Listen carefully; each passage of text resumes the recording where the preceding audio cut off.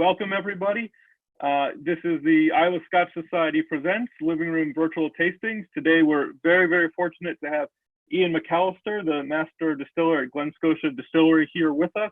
He's going to be walking us through the Glen Scotia core range of the 15, the 16, the Victoriana, and the 25. And if you'd like to, go ahead and list what Glen Scotia expression you're drinking right now in the chat area, and folks can comment on that. And then without further ado, I'll go ahead and turn things over to Iain. Hello, hi there guys. Thanks for that, Adam, and hello to everybody. Thank you for joining tonight. I see a few familiar faces there, Callum and Kate there, hello there. And absolutely, the only thing I'll say is tonight we've got the double cask, the 15, the 18 and the Victoriana, Adam, so it's slightly different there than maybe what you've got, but as I say, yeah, absolutely, you know, they're probably out of the Glen Scotia range. It's something that's probably slightly easier to obtain, you know, in the US.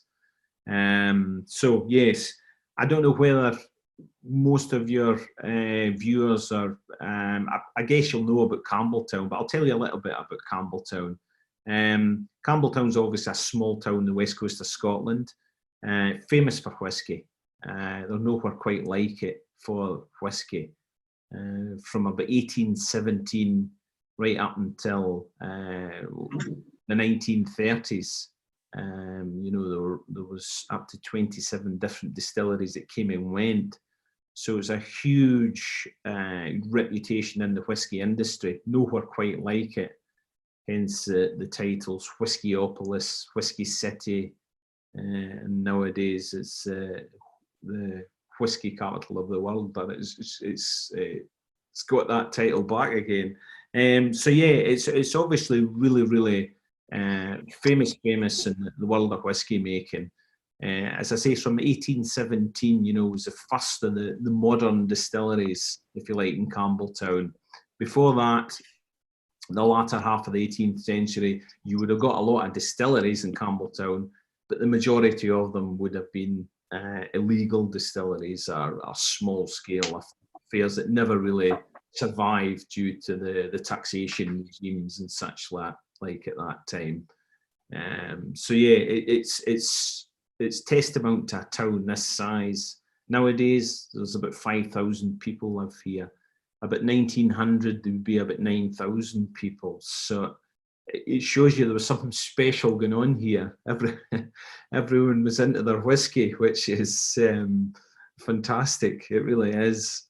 And as I say, it was a combination of the people, the location, the place itself, you know, the trade network that was going on with Campbeltown, and the Victorian industrialist at that time maybe made his money from the fishing industry, and obviously invested a lot of that money, you know, in the whisky industry. So, as I say, a lot of different names came and went in Campbeltown, and right up until the 1930s, that was a kind of crunch point. But 1930-31, we were left with 3 distilleries, and that was Springbank, Reclachen, and of course Glen Scotia. So there was obviously a lot of turmoil through the glory days of the 19th century, when there were obviously Campbeltown whisky was much in demand. The time you get through the first half of the 20th century, through the First World War, the Great Depression, and obviously there was something in the US called prohibition, so that didn't help either. So there was obviously a lot of different aspects there really at play that obviously conspired to obviously the demise of the whisky industry in Campbeltown. But nowadays we're back to 3. We've got 3 distilleries in Campbeltown. It is a whisky region, small whisky region. We've got Springbank, we've got Kilcairn, and we've obviously got Glen Scotia. So super, it really is. I've been at Glen Scotia now. I was born and bred in Campbeltown, but I've been at Glen Scotia now since 2008. When I started there was 3 of us working there. I was more from an engineering background, so it was obviously a super time for me to join Glen Scotia. Really fantastic. Plenty of time to obviously learn the process, get to know the guys, etc. And basically at that time, we were only producing about 80,000 litres of alcohol a year. So it was very small scale. But that was due to the fact there was no sales, there was no marketing.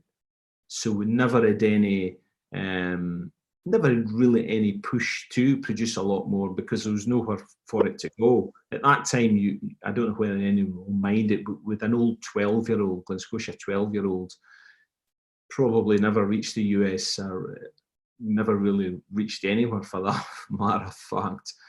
But that's all we had. But as I say, it was good for me because it allowed me to obviously learn the process and find out about Glen Scotia. So that pretty much continued for the next 4 to 5 years. Then obviously new investment, the Loch Lomond group basically took over in 2013. And that obviously opened the floodgates. Obviously, the potential was there with the distillery. It just had to be realised. So sales, marketing are obviously huge components nowadays. It's something we never had in the early days. Hence why you see what we've got now. The core range has basically went from pretty much zero to, obviously encompassing the double cask, 15, 18, Victoriana, 25-year-old, for a distillery core range, plus there's global travel retail or single casks. So there's a lot going on, which is fantastic. So at the present time, obviously, we're shut down, obviously, due to terrible world events at the moment. And I'm finding myself busier than ever, to be fair. Zoom tastings and obviously just catching up with different people around the world. So it's really, really busy.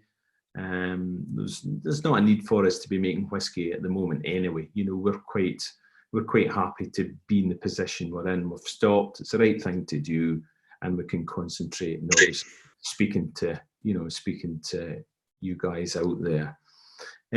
So the plan is today, obviously, is we'll go through the 4 different bottlings: the double cask, the 15, the 18, and the Victoriana. I'll tell you a little bit about them. I just hope I hope you've got at least one of the bottles there. It would be nice. And then maybe at the end of that, because I'm conscious, we've got a time limit. So maybe once we get through the tasting, then feel free, if you want to ask any questions or, anything like that at all, then absolutely, it'll be quite good to obviously give you that opportunity. So, okay, first one, guys. As I say, I hope you've got a bottle of this. This is a double cask, okay? So I don't know whether you can see that or not, okay? Double cask, okay? That's bottled at 46%, okay? And that's what you term really the entry level Glen Scotia core range, okay?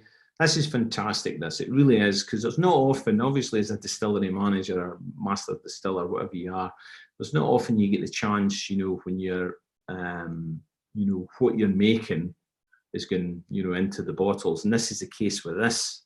It's relatively young whiskey, but the quality is good. The quality is absolutely fantastic, hence why you can do so much with it. So, first fill bourbons, absolutely. I spent pretty much 9 years filling first fill bourbon casks from various areas. Nowadays, it's a combination of first fill, second fill, some medium char, American oak, and some different finishes and odds and bits and pieces. But this is first fill bourbon with a 9-month sherry PX finish. Okay. So it's a non-age statement. As I say, it's a young whiskey. As I say, I just hope you get a chance to taste it, guys. Okay, so let's have a little look, see what we've got. Okay, so first thing I like to do is obviously give the glass a little roll there, okay? So I'll roll the glass, just round and round, just what you can, okay? Get the oils on the side of the glass there. As soon as these oils are on the side of the glass, then they're obviously going to evaporate, okay? So see that straight away, okay? Can you see the oils? See the oils on the side of the glass there? So you can see them or not. Sometimes the light catches them, you can see them. But absolutely, that's a super Campbeltown. That's what you want, you know. Campbeltown's not Islay, it's not Speyside, it's Campbeltown. So it's obviously going to have its own distinct flavour profile, its own DNA, its own characteristics, and that's really, really important. Okay, so first thing there, yep, absolutely. We've got the viscosity, we've got these oils, beautiful legs on it, full of flavour. And I mentioned that spirit quality. Well, that's really important, because that spirit quality on there is going to be good, because you can see these flavours sticking to the side of the glass here in these oils.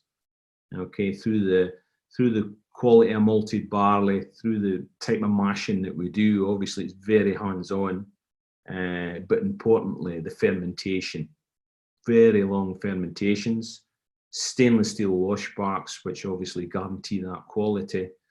And as I say, through secondary lactic acids, then we're obviously going to get these esters, acids, aldehydes, etc. So all these components are basically going to give us that beautiful flavour profile, and potentially something that's really accessible. So, okay, look at the colour. Lovely colour, isn't it? Beautiful colour. Amber. Very, very amber. Okay. Give it a nose. Straight away.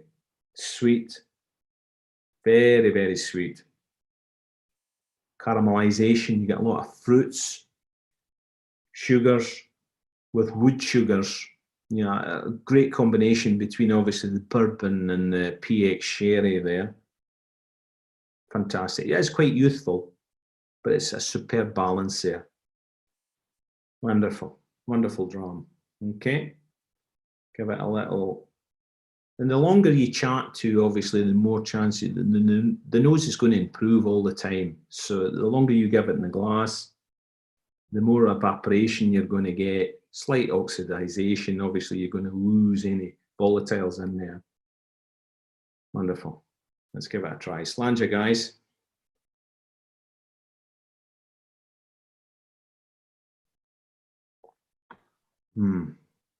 Wonderful. Very slight spiciness there, which is in a nice way. Obviously, a lot to do with the casks there, but it's absolutely beautiful. The spiciness, subtle spiciness, it's sweet, a beautiful mixing or confluence, if you like, of the maritime oils, which we've seen in the glass, and that subtle salinity. And that really, really enhances that flavour profile, which is wonderful. And it's all a question of just getting the balance right. You know, you've obviously got to follow the distillery DNA. You can't just, well, let's make this, let's make that. We can try whatever. You've really got to follow the DNA. What is the Campbeltown DNA? What is the Campbeltown characteristics? And specifically, Glen Scotia. So this really works well. The balance, the oils, the salinity, flavour profile. Yeah. Lovely. Toffee, fudge, vanilla, sultanas, raisins. Yeah, and a little green apple there towards the end. Peach.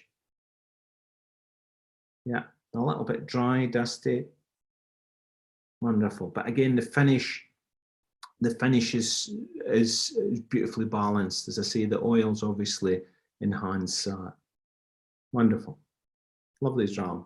Very, very easy to obviously drink. And absolutely, you know, I don't think you really need water in this, but it's always good practice to, you know, with any whiskey, you know, obviously a little bit of water in it. After I always like to taste it first. Everyone's got their own way of doing it for sure. But I'll always do what I've done there. I'll look at it, in the glass on its side, visually look at it, nose it, taste it, then go back to it, but a little bit of water in, okay? So same idea, slightly smoother. Yeah, beautiful. Yeah, very, very smooth, very, very balanced. Wonderful. And as I say, it should be slightly smoother now. And again, if you're putting in the water, it's up to yourself. You can use a jug. I tend to use one of those, okay? So just a little bit of water out the jug into it, just so I've got enough. And that's about enough whiskey, just enough whiskey in there, not too much whiskey. Yeah, that's nice. Easy, very accessible, very easy to drink. You know, even for someone that's not used to whiskey, absolutely. Glen Scotia double cask, beautiful, absolutely beautiful. And as I say, young, yeah, potentially that could be young as 6-year-old whiskey in there. So it's absolutely amazing, the quality, you know, it really is. It certainly doesn't drink as something at that age. But as I say, you know, don't get, the same way any whiskey, never get hung up in the age, you know, of a whiskey. It's all to do how it was made. It's like anything in life, you know, if there's passion and obviously a lot of emphasis on the quality side, then if that's done right, absolutely, you know, it's gonna be good. So that's the double cask, guys, and that's the carton of it, okay? As I say, I don't know whether you've got much of that in the US. You should have for sure. It's a great wee dram, very popular in Campbeltown too, which is really good, because obviously, as I say, if you go back 7-8 years, you couldn't, well, you hardly could get any Glen Scotia in Campbeltown. You know, if you get a Glen Scotia in Campbeltown, it was more by accident rather than design. So yeah, that's a fantastic dram, guys. Okay, so that's number one. Okay, number two is the 15-year-old. Okay, so again, I hope you've got some of this. So that's the 15-year-old bottle. That's the 15-year-old carton. Okay, okay, you can see that. Again, that's 46%. Okay, wonderful colour. And this is really, really close to the distillery DNA, the 15-year-old. Okay, so all these characteristics we're talking about that obviously you want to enhance, you want to obviously protect, you want to obviously make sure they're there, then this is it. Okay, a 15-year-old.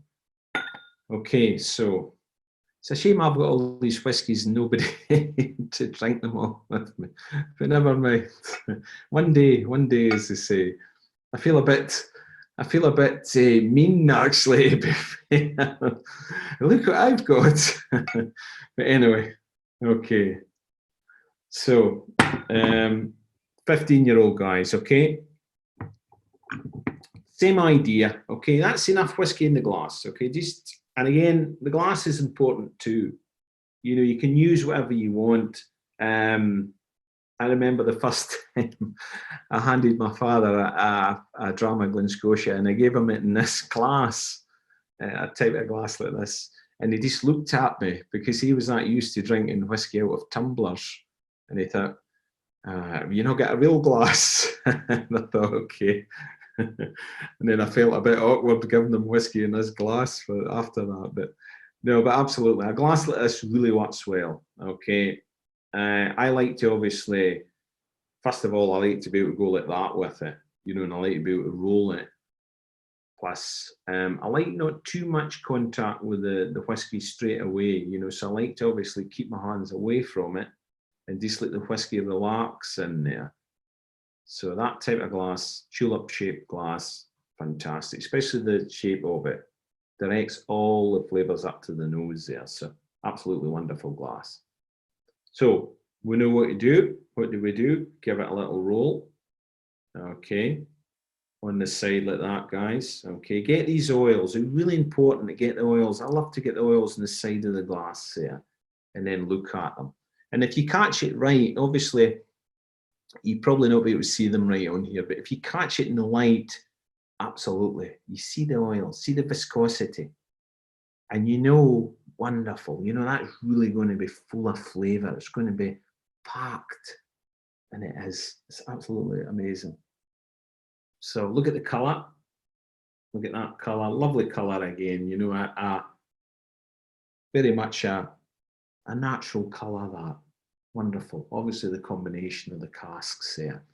And what we've got with this one, a bit of cask work in this one, and obviously you what we've got here, the core range is obviously indicative of the stock that we've got at Glen Scotia. Okay, so we've got refill American oak in the 15-year-old. We've got refill bourbon. We'll take the two different casks, we'll vat them together, we'll place it into first fill bourbon for 12 months, okay, and then we'll do a short Oloroso sherry finish for 4 to 6 weeks, okay? So there's quite a wee bit involved in that one.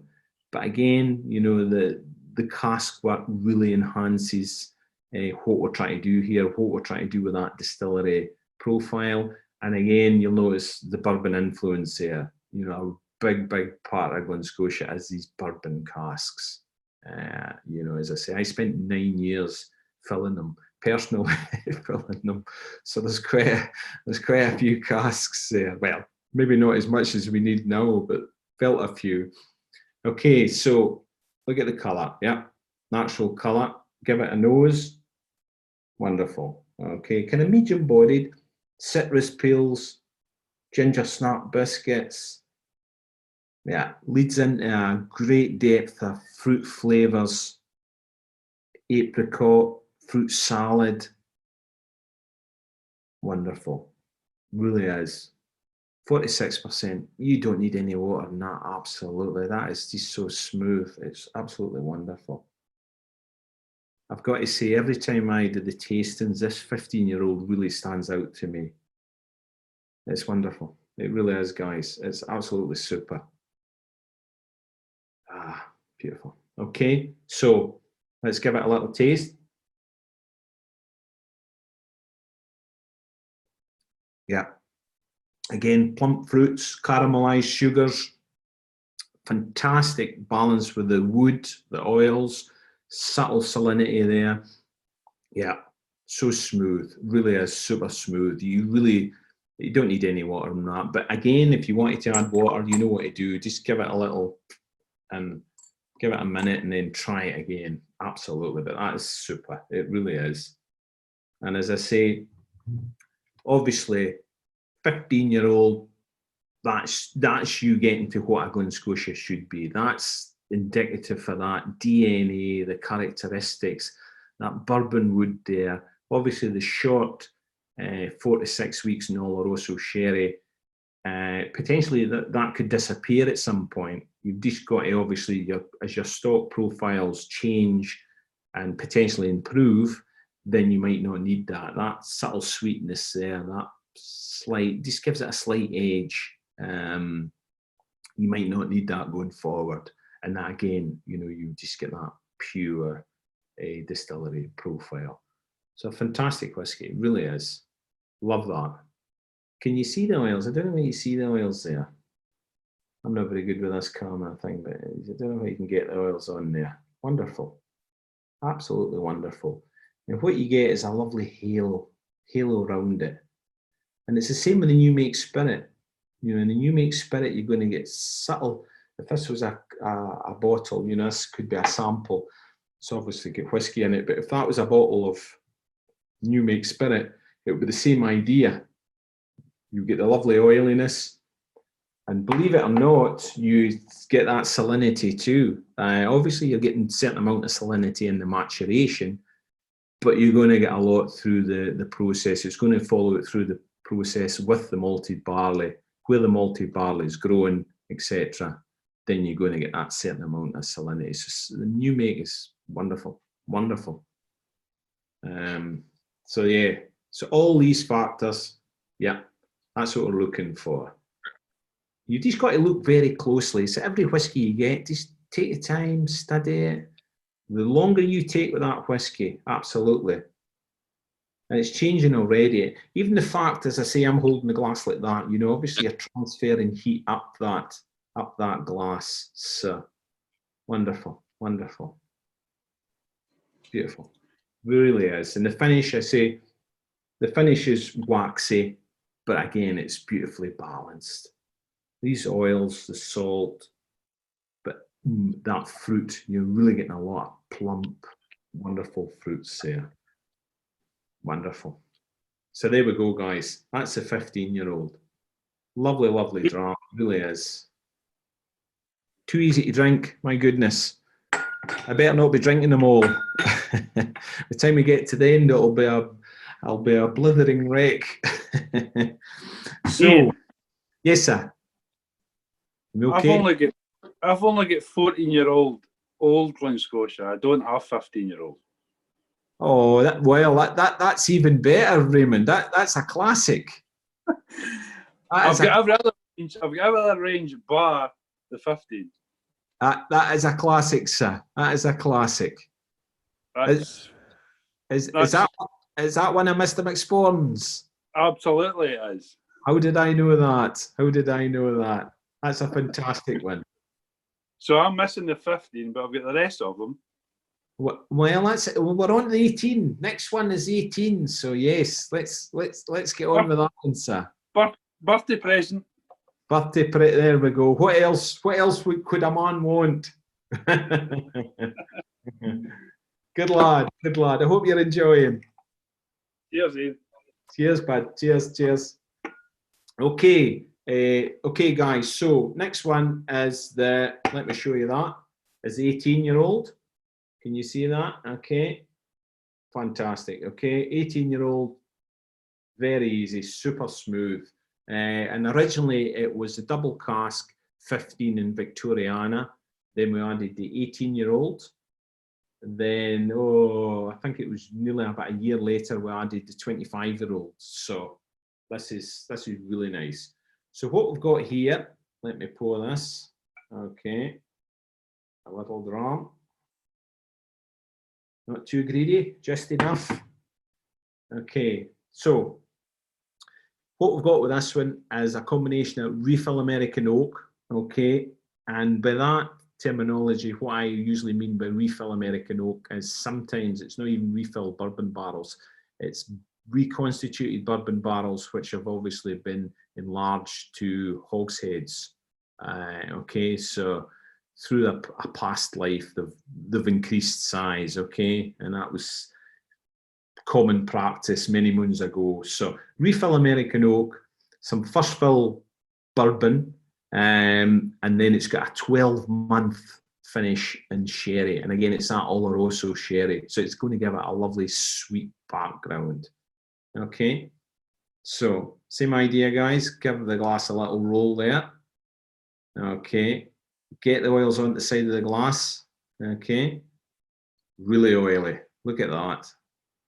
Nice clean glass too. Now you've always got to change that glass. Try not to use the same glass. I know it's more washing up, but it really helps you appreciate what you're looking at here. Okay, it's a nice clean glass. Give it a roll. Look at that. Look at the oils on the side there. Look at that colour. Wonderful colour. It really is. Just a golden hue. Fantastic. Okay, beautiful. So give it a nose. Straight away, salinity, crisp salinity, beautiful. Slight floral notes. The floral notes are more from the distillation, from that period of time, 18 years old. They've really obviously these the cut points, etc. So you use slight floral notes there. And then there's a sweetness, a really thick, sweet toffee, which is absolutely beautiful. Again, water in this, feel free to add water, but I would say no. I would say just appreciate it. It's 46%. It's wonderful. So let's give it a try, guys.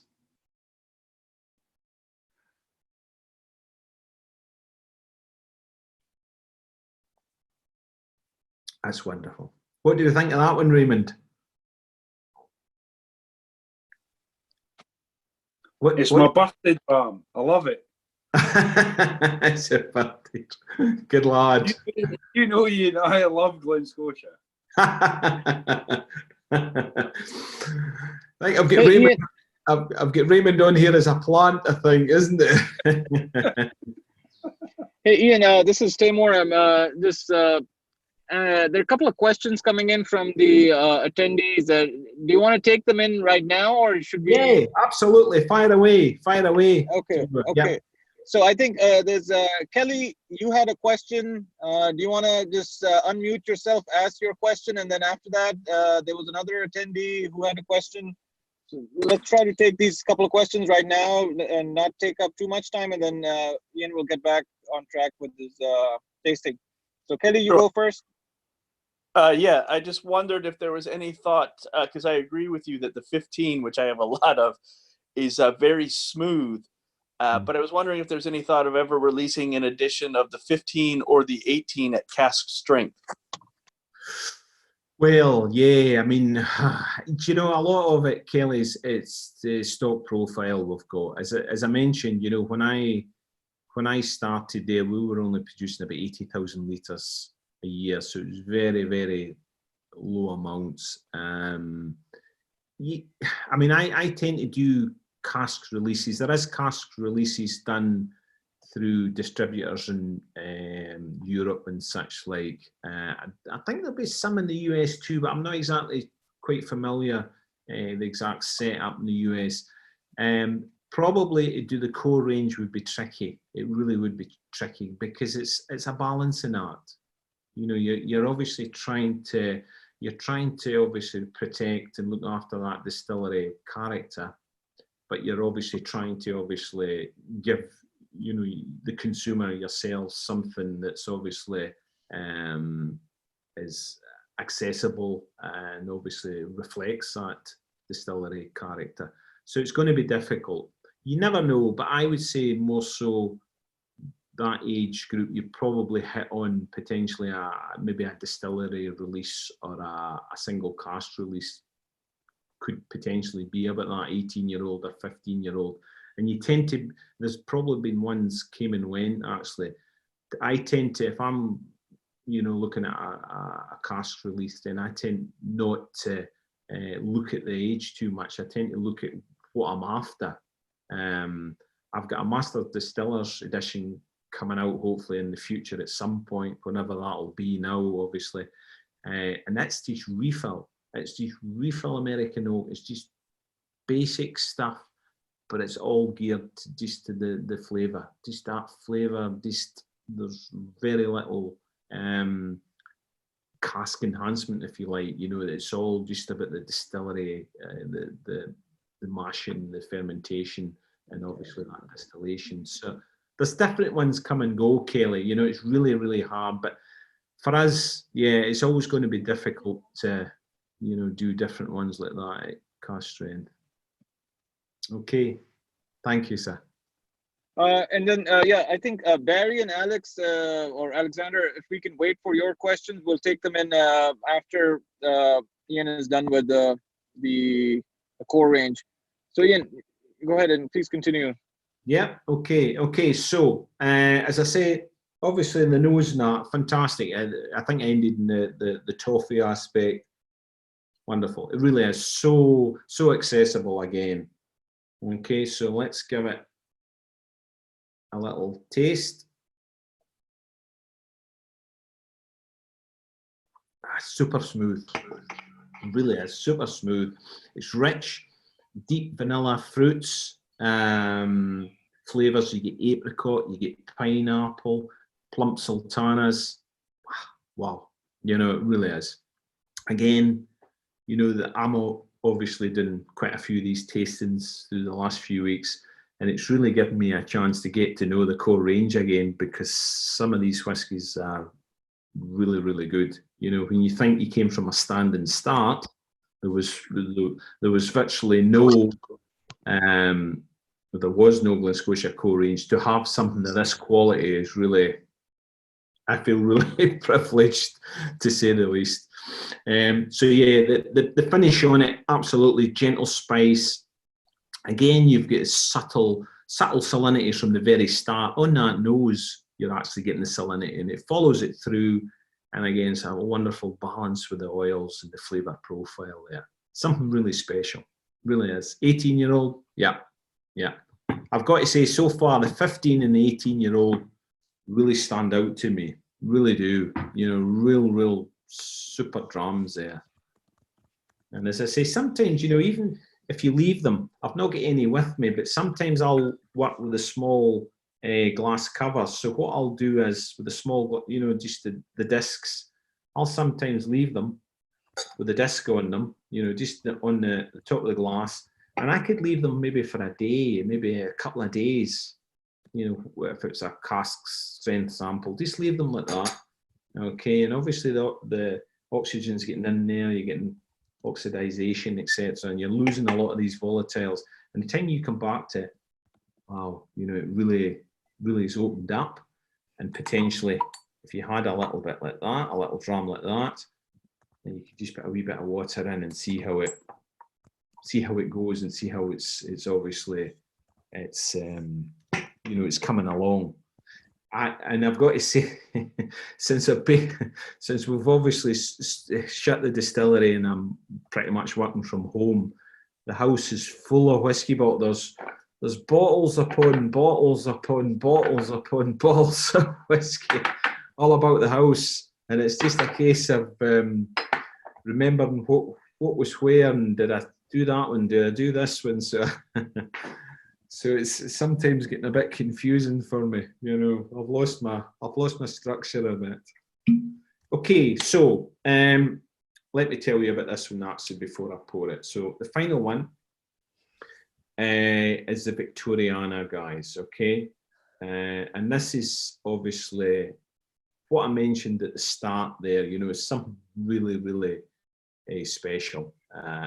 It's obviously indicative of that Campbeltown history. So what I mentioned, obviously the heydays of Campbeltown whiskey production, all these distilleries, then this is going to be something special. This is going to be a symbolic gesture to that period. Okay, so even the bottle's slightly bigger than your normal bottle, so it's slightly taller. Okay, it's green. So obviously from that period, glass would be green, potentially for whiskey, and blue for poison, etc. You've got the labelling there, so you can see that. So the old labelling, which obviously again is a reference to that time period, and the name Victoriana, fantastic. It really is. Everything about it. That Victorian whiskey. So from that era, and it's a batch strength, so you're basically, this is 54.2%, so it's slightly stronger. Potentially a little bit of water with this one, just to obviously make it slightly more accessible. And how we put this one together, it's a combination of first and second fill bourbon barrels. We'll vat them together. Okay, so potentially you could have 50% first fill, 50% second fill, okay, 100 barrels. You'll vat them together, you'll fill them off into 30% sherry PX butts and 70% a real heavy char American oak barrels. We'll leave them for 12 months, okay. We'll take the two different casks, the sherry and the deep char American oak, then we'll marry them together for a final 6 months, and then we'll bottle it, okay? So there is quite a bit of work with that, you know, there's obviously quite a lot to it. So it's, again, does it work? Yeah, it actually works really well, really well. Okay, so let's have a wee pour. Look at the colour straight away. Really getting a lot of these, you know, the charring influence there straight away. Okay, so you see that char, wonderful. Okay, that's really the first aspect I get there. More so the charring than the sherry aspect, I would suggest. Really, it's got that hue to it. You know, really looks really inviting. Okay, so again, just give it a roll. Okay, remember this is slightly stronger, 54.2%. Okay, so give it a little roll there. Okay, get the oils in the glass. Wonderful. Look at that. Look at that. Absolutely amazing. Full of flavour. Okay. So you're really getting off to a good start here with these bourbon barrels, as I say. So there's no, there's no aspect there it's really going to be detrimental. Wonderful. Really is beautiful. Lovely dram. It really is beautiful. And what you get straight away is it's really robust. It's rich, it's deep, it's dark, but that robustness. So potentially, as I say, from that era, the whiskies are obviously going to have that a rough edge to them, a real robustness, but they would be flavoursome, absolutely. Obviously, the maturation side of whiskies in early part of the 19th century was to a lesser extent, but as it moved on, obviously there was more use of sherry casks and bourbon, not so much until obviously you get well into the 20th century. But yeah, absolutely. Wonderful. So it's rich, deep, dark, sweet puddings, creme caramel, caramelized fruits again. And again, the oak influence. You're really getting a wonderful oak influence there coming through. More a polished oak aspect. Yeah. So easy, 54.2 doesn't nose at 54.2, it really doesn't. So let's try it without a little water first, okay? Okay. Yeah. Very sweet, slight spicy robustness there. Obviously sweetness of the sherry, robustness there of the strength is obviously holding that flavour profile up there. It's jammy blackcurrant fruits, winter berries. Oh, wonderful. Very powerful, robust, flavoursome. Yeah, from that era, from that Victorian era. Let's try a little bit of water in there. Okay. See how we get on. And again, if you don't want to use that, feel free. You can even use a jug. If it's easier just to use a jug, just put a little bit of water in. Okay, just a spot. Okay, that's probably too much, but just a spot of water in there. Okay, and then let's give it a nose again. Yeah, slightly changes it. To be fair, I'm not so keen in the nose now when I put water in there. Okay, you still get the caramelized fruits, etc., but slightly more oilier. Yeah. Okay, so let's give it a little taste. Yeah, very smooth. Slightly more wood aspects coming through. Slightly more of the rechar, the sherry, etc. Yeah, it's nice. Tones it down a bit. Maybe makes it slightly more accessible to the wider audience, if you like. But again, it's fantastic. It really is. It's a super dram. It really is. And as I say, everything about that, that's what you're harking back to, is that Victorian era in Campbeltown. When whiskey was flowing from up to 27 distilleries in the wee tune. So it was really fabulous dram. It really is beautiful. And as I say, the finish on it, yeah, wonderful. It really is. Funnily enough, the longer you leave it, a little bit of water in it, less whiskey. See, there's hardly any whiskey in the glass. The longer you leave it, slightly more a refill aspect coming through there. Beautiful. Maybe too much water put in there, but as I say, you get the idea. Just a little bit of water sometimes will tone it down. But I would suggest the 15 and 18-year-old, you don't need much for that. Double cask, absolutely. If you want to put a little bit of water in there, yeah, same with the Victoriana, just a little spot of water. guys. Okay. Yeah, it really, really, as I say, really works well. Fantastic, really is. Too easy to drink, that's a problem sometimes. But as I say, the whole idea that the Glen Scotia core range, what we've got there, this was obviously only a snapshot, as I say, where you've got the 25-year-old. Potentially, you're going to get more aspects, and obviously something I never mentioned is peat. Some of the peat variants that we do, potentially more. What Kelly was asking, more a single cask aspect. We've got some heavily peated in the distillery, and that's basically, I'll only peat from 1 month during the calendar year. A lightly peated, or a medium peated, or a heavily peated. So I'll do 2 of these 3 different variants. So the lightly will go from up to 20 ppm, the medium from 20 up to about 30 ppm, and the heavily peated from 30, up to the higher end. And the heavily peated I've got in the shop, the single cask, is 54.5 ppm. It's absolutely amazing. Again, it's just a first fill bourbon cask, 54.5. Lovely. So the peat works too. And again, you're keeping that distillery profile. So you're keeping everything together, holding all the different aspects there. Works well. Okay, guys. So I don't know whether, do you want any questions of that you want to ask?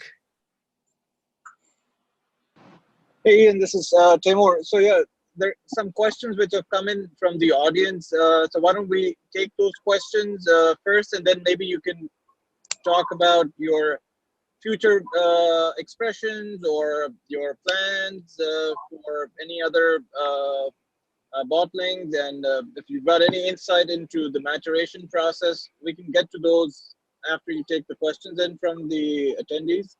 Yeah. Does that sound like a plan? Yeah, absolutely. Yeah. Okay, great.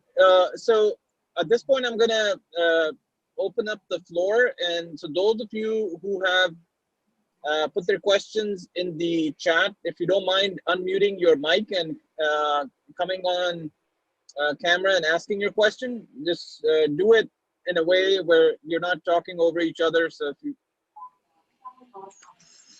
So Ian, you mentioned the percent alcohol of the Victoriana being, I believe, at 54.5. 0.2, yeah, 0.2. Yep. The bottle that I have here, it's at 51. It's at 51.5. Will that alcohol percentage vary batch to batch? No, that's a very good question. That was originally the Victoriana was introduced. When it was introduced, it was basically taken out as it was going to be like like everything else, the double cask, the 15 and 18-year-old are 46%, but the Victoriana was introduced at that 51%, 51.5, I think it is. Yours will be there or thereabouts. But it was obviously, as we went on with that, we decided, let's make it slightly more interesting. So let's make it a batch strain. So now, rather as this having the 51.5%, we'll get batch strength. So every batch potentially will be slightly different. So this batch I've got is 54.2%, slightly higher too, which again, I think slightly enhances that flavour profile. But again, it's going to vary from batch to batch, which helps us too, it's fair to say, for obviously a distillery or a blending point of view, then you're obviously looking for that stock profile to match what you're trying to do. But you've basically got one of the what could be termed as a collector's item now. They're very rare now. That's it. So yeah, good question. And I've drank the collector's item. Okay. That's what thank you. Thank you, Jonathan. Hi, Ian, I've got one for you. So I'm sitting at home enjoying this one. You might know this one. The Scotch Malt Whisky Society bottling. Oh, yes. Yep. This is one of my sort of favourite drams ever. And you were talking about the salinity of it. And I've always thought that the Campbeltown and particularly the Glen Scotia has got this lovely sort of salty flavour in sort of almost like a salted caramel flavour going on. Yeah. Can you talk a little bit more about where that comes from in terms of the production process? Well, absolutely. You know, you hit the nail on the head there when you said that. Obviously, the salty caramel. So the two different aspects there, plus the missing the obviously these oils. So a lot of the Glen Scotia now is obviously based on that bourbon. Okay, so you're going to get a lot of the sweet toffee, the caramel, the fudge, the vanilla aspect, plus that salinity. And that salinity is a certain amount gained from maturation, you know, where we put the casks, where we store the casks. It could be right up on top of the racked warehouse, or it could be down in the dunnage warehouse, slightly colder. So these aspects, plus that salinity, which again, you know, could be introduced in with the malted barley. A lot of it is obviously Scottish malted barley. We're introducing a lot of that sodium, that salinity in with that. And the type of process we've got, which is very hands-on, very, you know, very, very old-fashioned in certain ways. We're encapsulating that salinity right through the whole process. And then obviously the time we get to distillation, as I mentioned earlier, it's in the new make spirit. But the time you get to maturation, then obviously you're just enhancing it even more. So it's a whole picture. It's obviously bringing all that together. And as you quite rightly say, Chris, it is part of the, you know, that's part of Glen Scotia. It's part of even Campbeltown is that fruity aspect, you know, the vanilla, the fudges, plus that salinity, plus these oils. And again, the oils through, right through from fermentation through distillation, we've got these oils. Not too much, everything decent, perfect balance, which obviously really, really makes the whiskies accessible. The 15-year-old and the 18-year-old, absolutely, you know, they really, really encapsulate that aspect, Chris. Yeah, and I've got to say, some of the Scottish Malt Whisky Society bottlings are really good, super bottlings. Okay, sir. How are you doing? Hello, how are you? I'm good, thank you. A question from somebody on the chat who hasn't got a microphone. He wants to talk about yeast. So can you talk about yeast and how important it is in the distilling process? Well, absolutely. Different kinds of yeast. Well, as I say, you know, I think I mentioned this to yourself before, Brian. Obviously, yeast, you know, yeast is really, really important. And my early days, as I say, when I was obviously getting the grips with Glen Scotia, through John Peterson, who I obviously worked with Loch Lomond, and John was a scientist, really. You know, John really understood yeast like nobody else. That was one of his fortes. So we did different experiments at Glen Scotia with yeast. We used wine yeast, dried yeast, different aspects, different fills, worts, you know, all different setting temperatures. So we approached it from all different angles, you know, just to get the optimum profile, if you like, flavour profile. But what we found is, we use the M strain, so the distiller's yeast, if you like. That's, as I say, when you go back a few decades, there was no such thing as distiller's yeast, but obviously we use the M strain distiller's yeast. Excuse me, we use 2M, 1MX, okay, so 25 kilos each, 75 kilos, but we only put 14,500 litres in, so it's quite a small charge amount. But what's important with that is obviously the flavour we are generating through time, secondary fermentation, and as I mentioned earlier, esters, acids, aldehydes, everything in there is just geared to that flavour profile. And it took a while, you know, obviously changed the washbacks through this process. We went from Corton steel, which was a wonder material in the 50s and 60s, to the stainless steel that we've got now. And the stainless steel again, you know, it really allows you to obviously make sure each batch is just what you're trying to do. There's no other interference in there. But yeah, you've really got to get the, you know, the yeast with charge amounts, and really what you're trying to do. You know, it's all based on what are you trying to do here. You know, that's the bottom line. And for us, yeah, it's really worked well. And obviously, with Glen Scotia's history, when it was open, it was closed. There's certain amounts of that knowledge it gets lost, you know. So you lose parts of it. So a lot of it, you're trying to refine your way, your structure, and when you do find that structure, that DNA, that character, then absolutely, you know, it works very well. So yeah, yeast's very important. As I say, that the quantities we use, the type of yeast we use, everything like that, obviously works very well for us. And I mentioned that with the double cask. You know, it's obviously the type of whiskey as a young whiskey, but it's nice, very accessible. Okay, so I hope that wasn't a ramble there. I feel I ramble on a bit.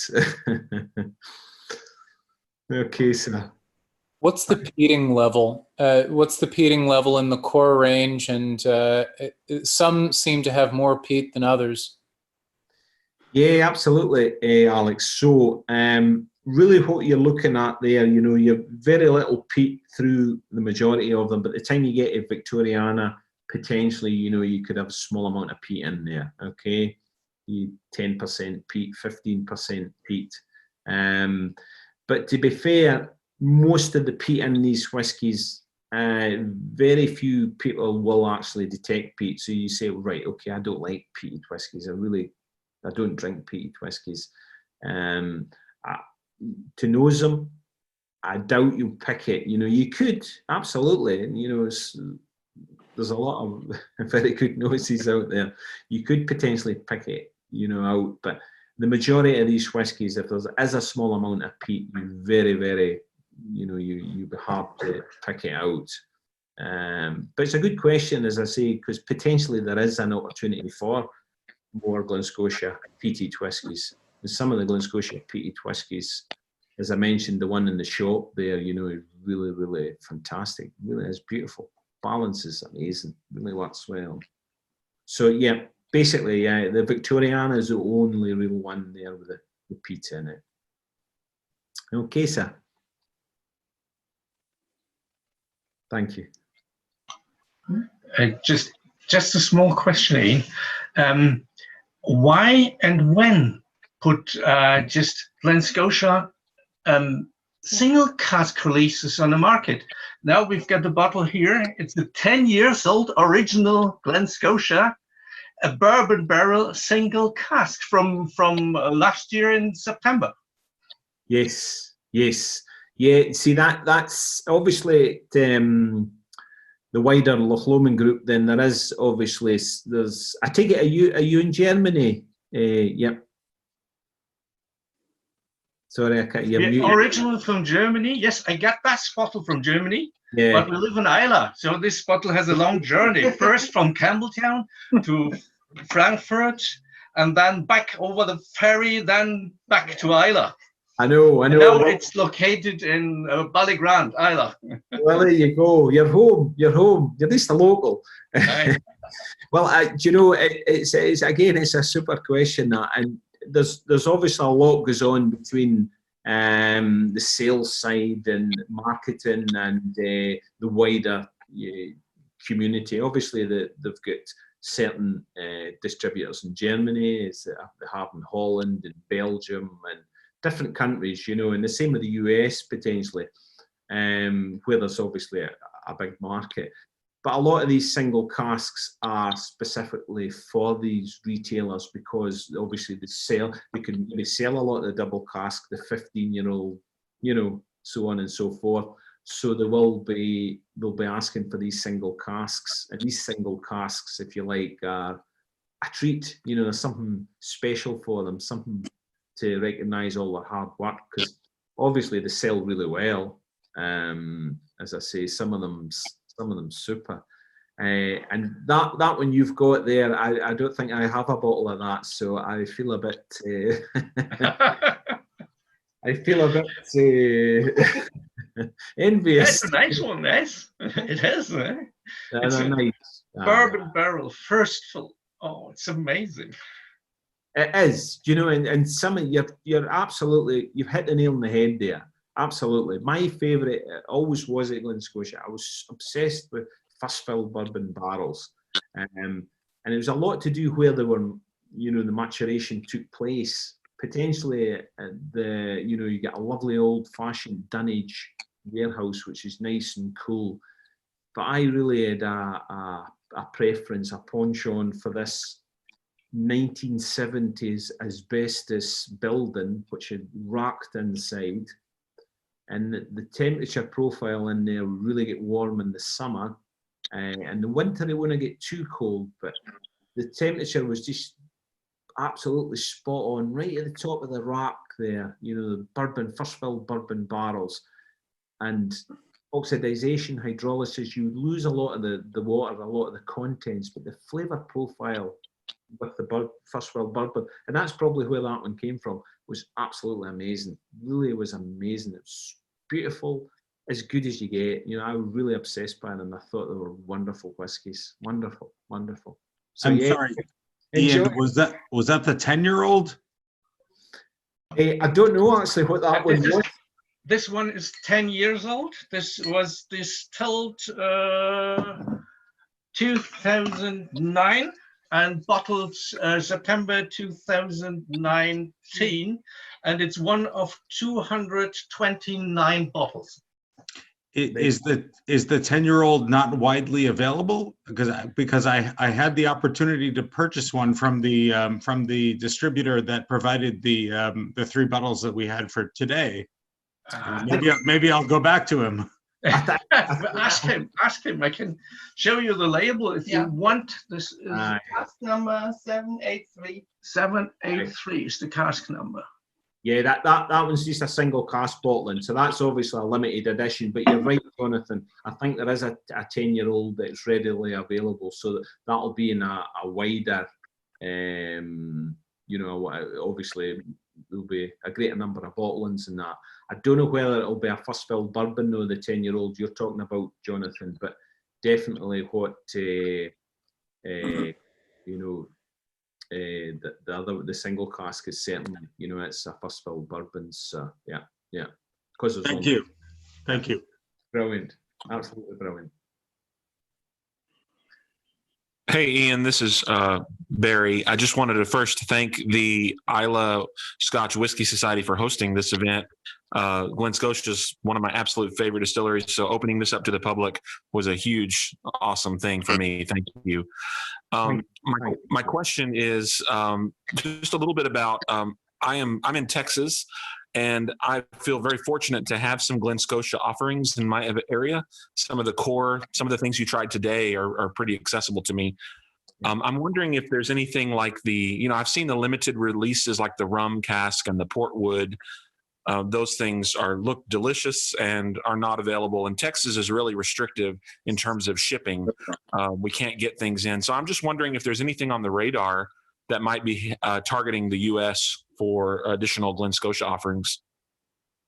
Well, absolutely, Barry. Thanks for your comments. As I say, it's really nice to hear that, and I'm glad that you can obviously get so much of obviously the double cask and etc. You know, is accessible to you.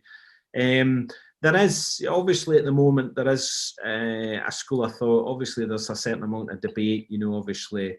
You know, trying to get a lot more over the US. I mean, the US is obviously, it's tricky at the moment, isn't it? You know, it's, you know, trying to get certain bottlings over to you, or certain, you know, part of the core range is always going to be a difficult thing to accomplish. But yeah, I mean, we're looking at different aspects. A lot of it, obviously, I can't mention right now, due to obviously we're still working on it, but we're certainly looking at different aspects. Hopefully, again, you know, it can get to the US. As I say, a lot of these single casks, I'm not exactly. I know obviously they're quite popular in Europe, as we just seen there, but I'm not sure whether a lot of these single casks are so available in the US. I would take a hazard, I guess, and say no, but if they were, then absolutely. You know, if I was in the US and I could, you know, get access to some of these single cask whiskies, you know, whether you like Glen Scotia or not, I would certainly give them a try, because some of them are really, really, you know, interesting. They're different. And even ones I've got in the distillery, you know, if you happen to get someone that was over here, you know, some of the ones that heavily peated in the distillery, first fill bourbon, you know, it's something you're not really potentially going to get as part of the core range, and it would be something quite nice and quite interesting. Barry, same goes with the. I've got it here. Yeah, I don't. You've obviously not of this one yet. That's obviously this year's festival edition. Okay, it's lovely. It's really nice. That's a 14-year-old Tawny finish. Obviously, you mentioned the Ruby Port and the rum from last year. So hopefully, you know, I think this one actually you will get in the US quite soon. I just don't know when. You know, sometimes it's a bit out of my sphere of influence, if you would say. Evaporation's terrible on this one, though, Ian. Yeah. Look at that. I don't know what's happened to it. It's just evaporated. That's just a disgrace, isn't it? My goodness. How can anyone sell you that bottle of whiskey, Brian? I don't know what's been going on there. But yeah, Barry, I hope that answers that. As I say, it's obviously, you know, there is a lot going on. There always will be a lot going on. But hopefully, you know, well, the one thing that really annoys me is obviously when, you know, people like yourself tell me, well, I can't get any Glen Scotia. You know, it's difficult for me to get it. I hate that. But hopefully, you know, we can address that, and the powers that be can obviously help you out in that respect. I mean, what to do is even, you know, keep in touch with me. You know, I'm on Facebook and such like. So absolutely, just connect with me, and we can keep in touch, and I can certainly, you know, let you know if whatever develops. Well, if anything, you've just reinforced my decision to visit the distillery. So thank you. Thank you, sir. Thank you. You take care.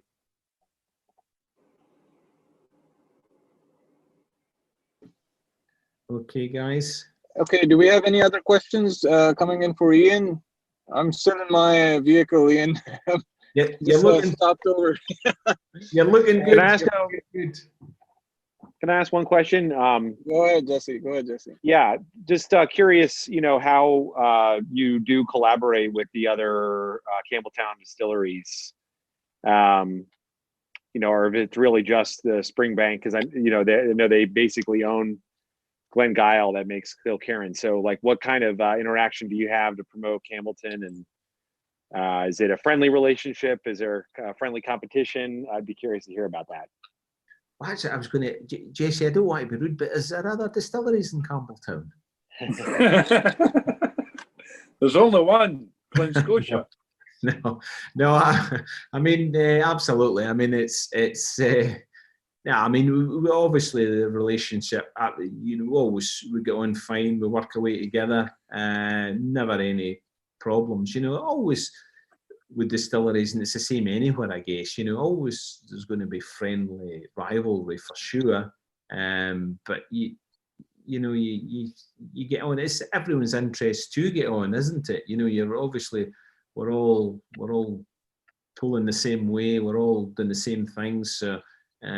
Whether there was 10 distilleries or Campbeltown or 3, I would suggest it's better that there was 10 here. So the more distilleries, the better. So it's in everyone's interest that there is plenty of distilleries in Campbeltown. But yeah, we get on fine. We work away, do our own thing. There's a bit of to and froing. You know, obviously. I was over there last year for a wee visit. I think I did the Dunwich warehouse tasting with young Mitch Graham, and it was fantastic, absolutely brilliant. You know, one of the best I've seen and done. So, Yeah, there are obviously a lot of talent over there. So it's good to see. It's good for Campbeltown. You know, it's a small place, small community. So the more we can do to work together, the better, Jesse. Absolutely. Thanks, and thanks for doing this. I'm a big fan of Glen Scotia as well. I have to give a shout out to one of your single malt whiskey society bottlings called Maple Bacon Peated Donut. You know, I honestly, some of these whiskies are some of the, do you know, and it's actually quite funny that, because obviously Glen Scotia, there's very few people that owns casks in Glen Scotia, and I think there's a fella in New Zealand, there's a fella in South Africa who quite recently, is that it? I think that may be it. And there's the Scottish Malt Whisky Society, which maybe owns about 10 or something like that. So there's no one really owns many casks at Glen Scotia, but the Scottish Malt Whisky Society, and they're absolutely fantastic what they do. I love the tasting notes. I love everything about it. You know, the way it comes together. Absolutely. Yeah. They know how to pick a good whiskey. They really, really do. Absolutely brilliant. Brilliant whiskies. A fantastic organisation. Good. Fantastic. I see. Any other questions? I'm loving that view. I'm loving that view there, Tammy. Yeah, it's the best view I can get you next to Scotland. I'm in the Plains, Virginia. It's again probably 30-40 minutes outside of Virginia. I mean, from DC. So I just pulled over so that I can close this conversation. We're 20 minutes or 10-15 minutes away from the end time. So I just want to remind anybody in the audience, if you have questions, ask now. If not, then maybe Ian, you can talk about some of your the maturation process, or give us any insight you can into your distillery, which we would not be able to find just by browsing the internet or looking at your website. Yeah, absolutely. I'll tell you a bit about the maturation. Absolutely. As I say, obviously when I started at Glen Scotia, it was everything was obviously, in certain respects, it's quite run down. So we obviously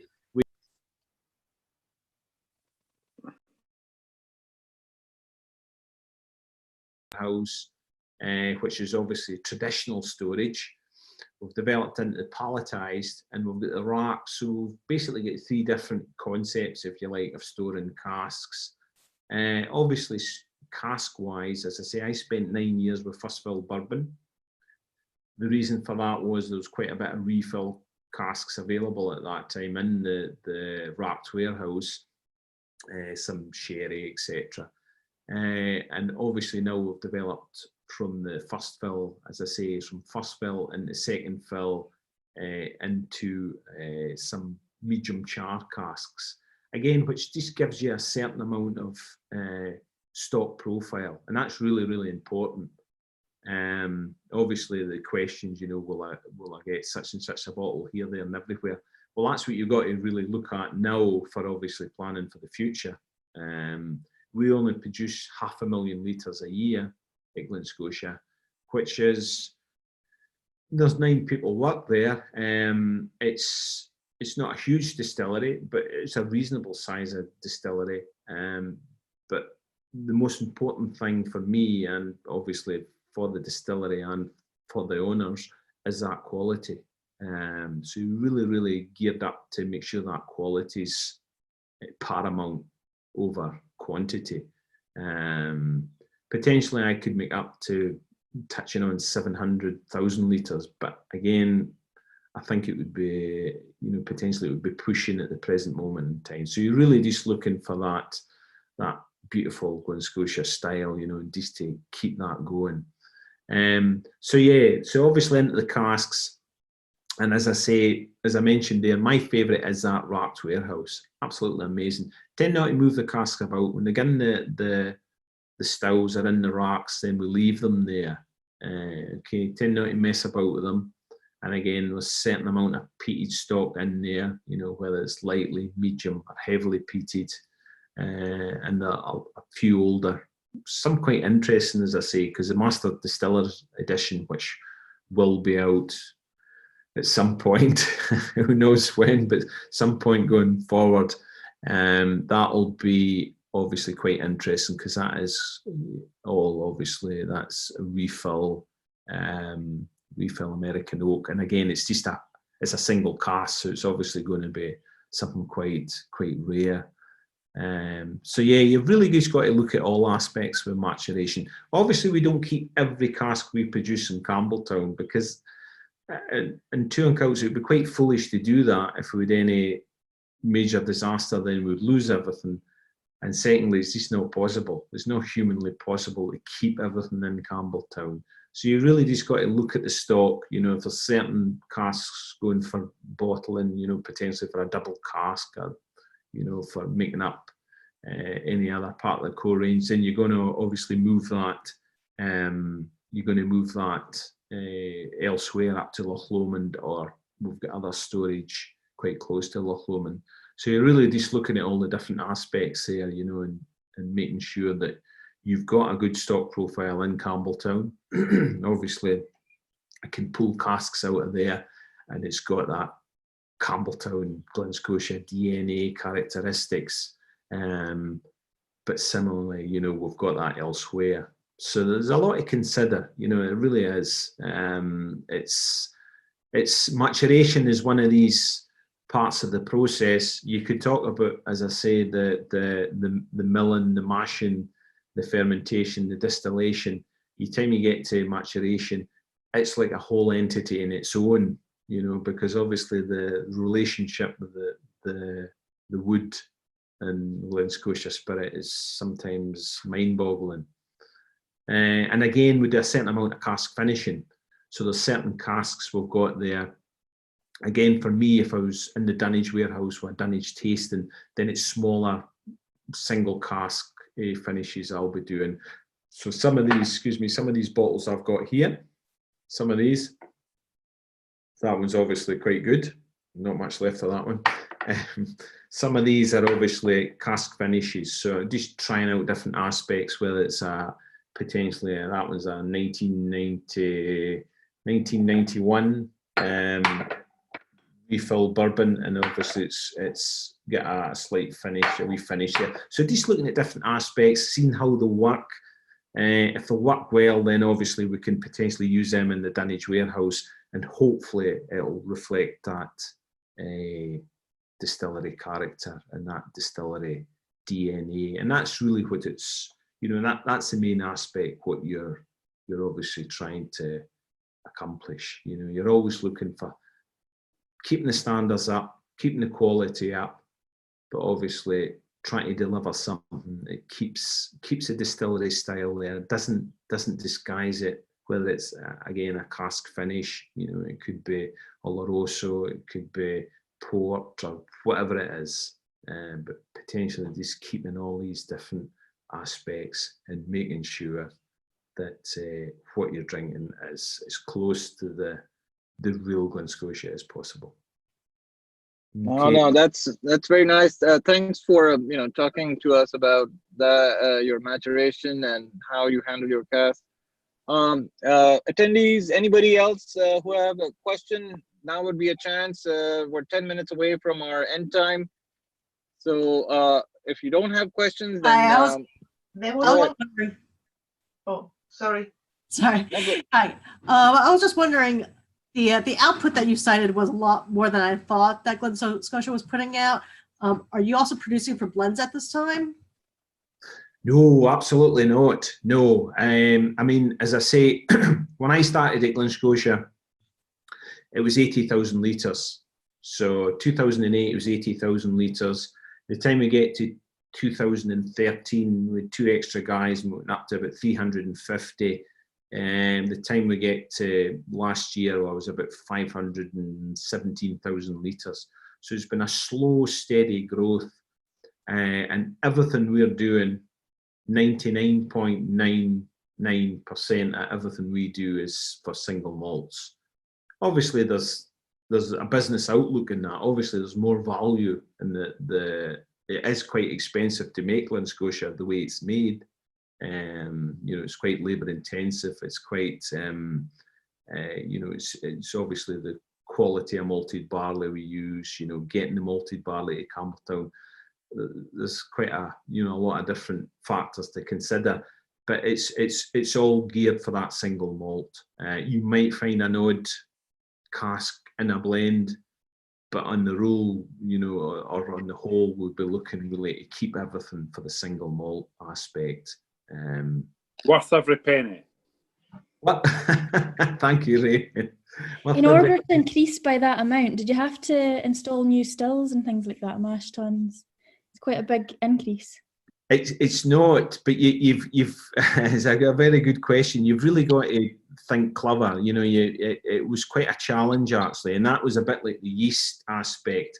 The only thing I really had to do was increase the number of washbacks. And the reason why I done that was obviously increase the fermentation time. Again, working with John, John, I've worked very closely with John at that time, who's since retired. But that was the main aspect. We had to obviously increase the washbacks, and that obviously allowed us to increase the whole production. So as I say, it went from 80,000 to about 350 up to over 500,000 litres. And it took time.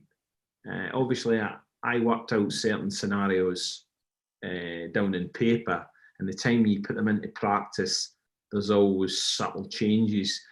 And the subtle changes could be at Glen Scotia, the type of mash tun we've got. A traditional mash tun, it'll pretty much, it's a lot easier to clean. But the mash tun at Glen Scotia, you potentially need to lift the plates twice a week. The plates in the bottom sections, so you've got to physically lift them, clean them. So all these small idiosyncratic bits and pieces really compounded the problem and made it harder to obviously get that production expansion.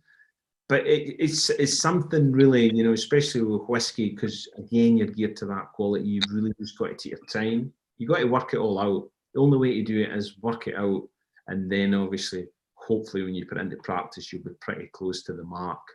But a really good question, and it really was at the time, it was quite challenging. It really was. It was a lot of responsibility, obviously, keeping everything as it is, but making it bigger. And how long is your fermentation? Well, what I do is we've got a minimum. Again, there was a lot of early days. We used to experiment. We used to sometimes it was quite interesting actually, really quite interesting to do it. The very early days were something like 55 hours, 60 hours. We're looking at different aspects. It was never as short as that, but looking at it just to see how it, what the difference was. Nowadays I work from 70 hours. Okay, so I'm doing 10 washbacks a week. So my first one, if I'm mashing on Monday, the guy's mashing on Monday, we're going to look at that on a Thursday. We're going to be about 70 hours. Then you're going to go over the weekend, so you're going to be up in about 140 hours. And your average is going to be about 128.8 hours there, give or take. So long fermentations, which is really, time you get to the end of the week, process these 10 washbacks, then obviously the spirits in one receiver, so you're getting the benefit of these long fermentations, which again, really helps with the flavour profile. Absolutely. Okay. You've got an old cast iron mash tun, do you have? We do indeed, sir. Yes. And does that that technology add something? I mean, I don't know whether does that add a sort of nutty character to the wort? Well, obviously you're going to get cloudy worts. So that's the main thing to consider with that.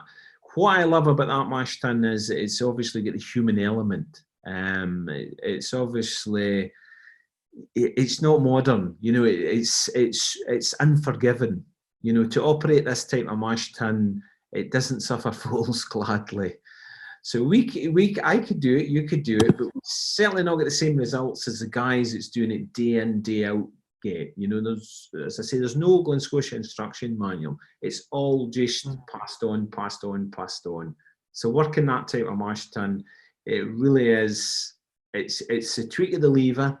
It's known when you're balancing the mash tun with underbark, so not to draw all the solids out, you're just getting these cloudy warts. It's known where to put that lever. So just open it so far, not too much. It's just all these different aspects. Is remembering to close a valve in the tank you're filling. So it's all these aspects that really, you know, really makes the mash tun special. But as I say, so unforgiving. You know, you really, really need to know your stuff with it. As I say, potentially that mash tun's from the late Victorian, early Edwardian period. So really, really old mash tun, but it works well. This is It's a world away from the full louters we've got up at Lagavulin and Kalila. Well, aye, absolutely. You know, it is. And as I say, every place has got, you know, you've got what you've got, and that's it. And Glen Scotia is no different. I mean, the mash tun in Glen Scotia used to be, what, 50 yards away where it is now. It used to actually be in an outside building, but it got moved inside in the 1970s when they spent this £1 million on it, and they did the distillery up, and it was moved inside, and it was, the mash tun was all overhauled. Fantastic piece of equipment, it really is. You know, really, it works well, but yeah, maybe not so much in my hands, but it works well. Thanks, Ian. Thank you very much. Thank you. Hey guys, thank you all for joining in. We're at 4:26. Maybe one question, if it's out there, we could take one. But otherwise, I would like to just take this chance to thank Ian for taking out his time and actually listening to me, because I shamelessly approached Ian to do this tasting for us. Ian has a busy schedule, and I said, you know, we would love to have you come and present Glen Scotia. And apparently we have, Islay Scotch Society has more Glen Scotia fans than any other tasting that I've seen, because more people signed up to attend this tasting than any other Islay tastings.